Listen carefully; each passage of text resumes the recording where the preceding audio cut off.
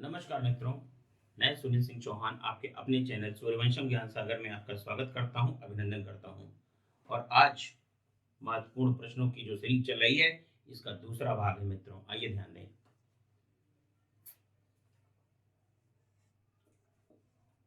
उत्तर प्रदेश का पहला उत्तर प्रदेश का पहला पक्षी विहार। उत्तर प्रदेश का पहला पक्षी विहार। देखिए, ये मित्रों हैं कानपुर और ये है आपका लखनऊ।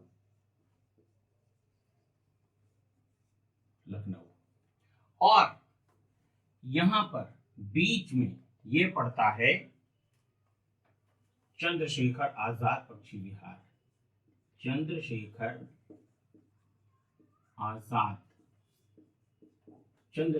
आजाद पक्षी विहार, जो कि पहले नवाबगंज पक्षी विहार के नाम से जाना जाता था।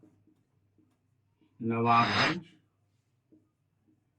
पक्षी विहार के नाम से जाना जाता था। तो ये आपका नया नाम है और ये आपका पुराना नाम है। देखिए मित्रों, ये उत्तर प्रदेश का सबसे पहला पक्षी विहार है और ये किस डिस्ट्रिक्ट में पड़ता है? उन्नाव में। तो उत्तर प्रदेश का पहला पक्षी विहार कानपुर लखनऊ मार्ग पर पड़ता है, उन्नाव डिस्ट्रिक्ट में, चंद्रशेखर आजाद पक्षी विहार। और एक वहां पर कस्बा है नवाबगंज, तो उसी के नाम पर ये रखा गया था, नवाबगंज पक्षी विहार, जिसका नाम बदलकर हमारे क्रांतिकारी श्री चंद्रशेखर आजाद के नाम पर यह रखा गया है। देखिए, ओडेसी और इलियड,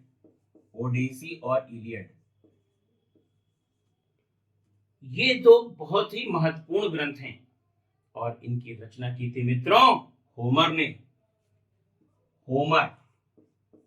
ओडेसी और इलियड की जो रचना की वो होमर ने की थी। ओडेसी और इलियड की रचना की थी होमर ने। दश कुमार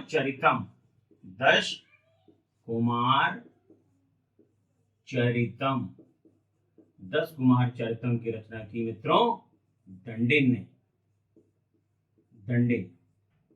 इनको कभी कभी दंडी लिख करके भी पेपर में आ जाता है, तो आपको परेशान नहीं होना है मित्रों। तो ओडेसी और इलियड की रचना किसने करी? होमर ने। दश कुमार चरितम की रचना किसने करी? दंडिन ने की थी। राष्ट्रीय विकास परिषद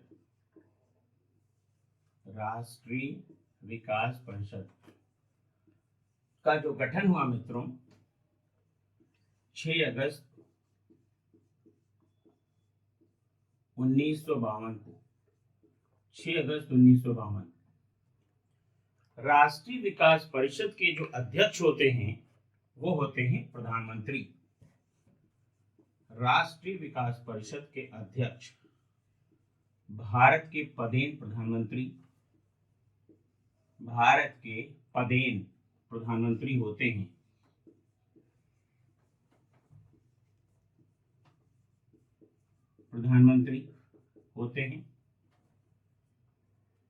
सभी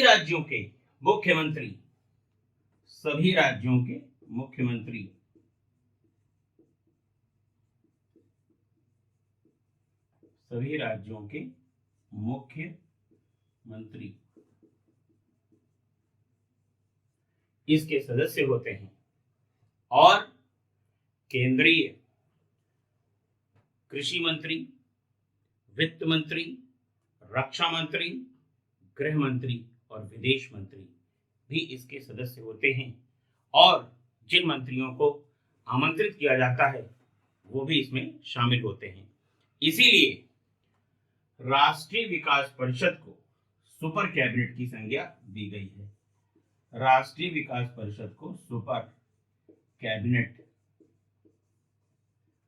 की संज्ञा दी गई है, सुपर कैबिनेट की संज्ञा दी गई है।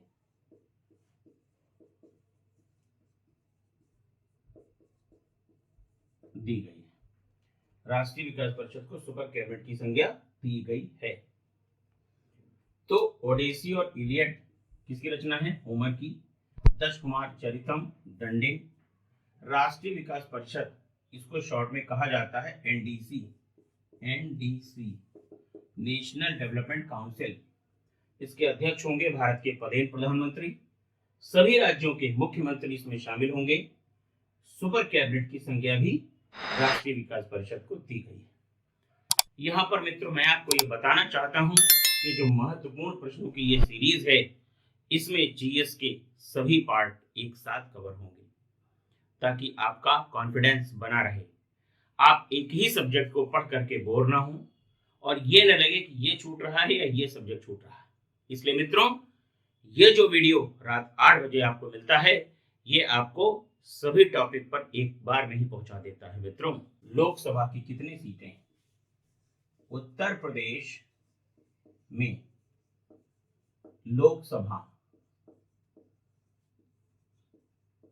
की जो सीटें हैं वो हैं 80। उत्तर प्रदेश में लोकसभा की सीटें मित्रों कितने हैं? 80। अगर यही हम बात कर लें बिहार में कितनी है? बिहार में लोकसभा सीटें, बिहार में लोकसभा सीटें मित्रों 40। बिहार में लोकसभा सीटें कितनी हैं? 40 हैं। अब देखिए मध्य प्रदेश, मध्य प्रदेश में जो लोकसभा सीट है वो है मित्रों आपकी 29। देखिए मित्रों राजस्थान में जो लोकसभा सीटें हैं मित्रों 25। देखिए मित्रों ये मैचिंग में पूछी जाती हैं, जोड़े में। तो उत्तर प्रदेश में लोकसभा सीटें कितनी हैं? 80 हैं। बिहार में कितनी हैं? 40 हैं। मध्य प्रदेश में लोकसभा सीटें 29 और राजस्थान में 25। ये जो सीटों का निर्धारण किया गया है वो वर्ष 1971 की जनगणना के आधार पर है। 71 की जनगणना के आधार पर है, आधार पर है। देखिए मित्रों लोकसभा सीटों की संख्या में परिवर्तन नहीं किया जा सकता, उसके लिए वर्ष क्या है? 2026। 2026 तक लोकसभा और राज्यों की विधानसभा में कोई परिवर्तन नहीं किया जाएगा, यह ध्यान रखिएगा। नई संसद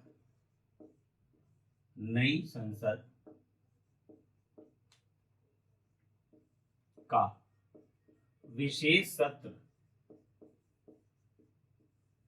बुलाया गया 18 से 22 सितंबर 2023 को। तो नई संसद का जो पहला सत्र था वो कैसा था? विशेष सत्र था। कब बुलाया गया? 18 से 22 सितंबर 2023 में। और यहां पर 19 सितंबर को क्या किया गया? नारी शक्ति वंदन विधेयक लाया गया, जो कि 106वां संविधान संशोधन अधिनियम बना, जो कि 106वां संविधान संशोधन अधिनियम बना। तो नई संसद का पहला जो विधेयक था वो कौन सा था? 106वां संविधान संशोधन विधेयक। और किससे संबंधित था? ये था महिला आरक्षण महिला आरक्षण से संबंधित था, महिला आरक्षण से संबंधित था। देखिए मित्रों, योजना आयोग का गठन, योजना आयोग का गठन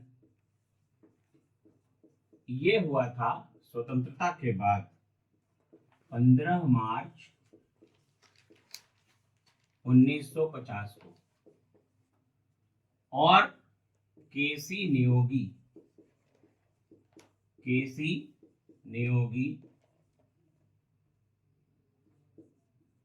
समिति की सिफारिश पर, केसी नियोगी समिति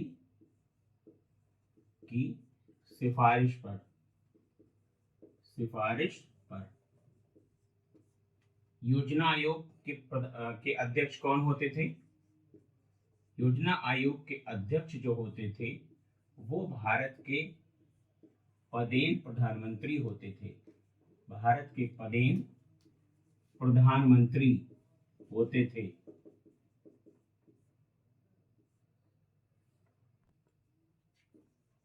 देखिए मित्रों, नाथुला दर्रा जो है वो भारत के सिक्किम राज्य में पड़ता है। नाथुला दर्रा कहां पर है? ये हिमालय पर्वत श्रेणी में आपका सिक्किम राज्य में पड़ता है। देखिए मित्रों, वर्ष 1962 में इसको बंद कर दिया गया था। इससे भारत और चीन के बीच व्यापार होता था। नाथुला दर्रा से भारत और चीन के बीच व्यापार होता था, आवागमन का एक साधन था। लेकिन 1962 में जब भारत और चीन का युद्ध हुआ, उस समय तत्कालीन प्रधानमंत्री श्री जवाहरलाल नेहरू ने इसको बंद करवा दिया। अब वर्ष 2006 44 वर्षों बाद जब प्रधानमंत्री थे डॉक्टर मनमोहन सिंह, तब इसे पुनः खोला गया। 44 वर्षों बाद खोला गया और 1962 में इसको बंद किया गया। तो आपसे पूछा जा सकता है कि नाथुला दर्रा को कब बंद किया गया? तो 1962 में। नाथुला दर्रा को खोला कब गया? ये 44 वर्षों बाद खोला गया 2006 में। लोक सेवा आयोग की परीक्षा में नाथुला दर्रा बहुत इंपॉर्टेंट है। तो नाथुला दर्रा मित्रों कहां पर है? सिक्किम राज्य में है। शांत घाटी या जिसको आप इंग्लिश में कह सकते हैं साइलेंट वैली, ये कहां पर है? पश्चिमी घाट में। पश्चिमी घाट। देखिए, एक तरफ भारत में आपका पश्चिमी घाट है और दूसरी तरफ पूर्वी घाट है। तो शांत घाटी जो है वो आपका पश्चिमी घाट में है। और अगर राज्य पूछा जाए तो केरल। क्यों पूछी जाती है? यहां पर सदाबहार वन पाए जाते हैं। सदाबहार वन पाए जाते हैं। तो शांत घाटी कहां पर है? पश्चिमी घाट में। राज्य अगर पूछा जाए तो केरल है। सदाबहार वन पाए जाते हैं। और क्यों फेमस है? सर्वाधिक जैव विविधता पाई जाती है। सर्वाधिक जैव विविधता पाई जाती है। शांत घाटी में सर्वाधिक जैव विविधता पाई जाती है। ये प्रश्न मित्रों कई बार परीक्षा में पूछा गया है। तो शांत घाटी भारत में कहां पर है? पश्चिमी घाट में है। राज्य अगर पूछेंगे तो केरल में। और यहाँ की विशेषता क्या है कि यह सदाबहार वन पाए जाते हैं और सर्वाधिक जैव विविधता यहाँ पर पाई जाती है। लखनऊ कला महाविद्यालय, लखनऊ कला महाविद्यालय, देखिए इसका जो स्थापना वर्ष है, स्थापना वर्ष ये मित्रों 1911 और इसके जो पहले प्राचार्य थे, प्रथम प्राचार्य वो थे एक अंग्रेज नाथानियल हर्ड। अब यहाँ पे मित्रों बात आती है कि प्रथम भारतीय प्राचार्य, तो प्रथम भारतीय प्राचार्य थे असित कुमार हलदार, असित कुमार हालदार। और मित्रों ये कब बनाए गए? 1925 में। 1925 में। तो 1911 में कौन थे प्राचार्य? नाथानियल हर्ड। और 1925 में कौन थे? असित कुमार हलदार। ठीक है मित्रों, असित कुमार हलदार ये अवनींद्रनाथ टैगोर जिन्होंने बंगाल शैली की शुरुआत की, बंगाल शैली के प्रवर्तक माने जाते हैं, उनके ये भांजे थे। इनका जन्म 1890 में जोड़ासांको में हुआ था। जोड़ासांको मित्रों क्या है? ये ठाकुर फैमिली है। रविन्द्रनाथ ठाकुर, अवनींद्रनाथ ठाकुर, गंभीरनाथ ठाकुर, उनका ये परिवार है। तो जोड़ासांको में हुआ था किसका जन्म? असित कुमार हलदार। अब देखिए मित्रों, लखनऊ कला महाविद्यालय की स्थापना तो हुई थी 1911 में, लेकिन लखनऊ कला विद्यालय को लखनऊ विश्वविद्यालय से संबद्ध कब किया गया? लखनऊ विश्वविद्यालय, लखनऊ विश्वविद्यालय से संबद्ध किया गया, अर्थात एफिलिएटेड किया गया 1973 में। 1973 यहां पर मित्रों आपको ध्यान देना है कि लखनऊ कला महाविद्यालय ये वॉश चित्रण के लिए, जर्नल चित्रण के लिए फेमस है। वॉश चित्रण के लिए फेमस है। यहाँ के अन्य जो आपके यहाँ के जो प्रमुख चित्रकार रहे हैं, ललित मोहन सेन, हरिहर लाल मेड़, सुधीर रंजन खास्तगीर, रणवीर सिंह बिष्ट। भारत में लोक सेवा, भारत में लोक सेवा के जनक, भारत में लोक सेवा के जनक माने जाते हैं Lord Macaulay. Lord Macaulay, Lord Macaulay. तो भारत में लोक सेवाओं के जनक लॉर्ड मैकाले को माना जाता है। देखिए मित्रों, 1926 में 1926 में ली आयोग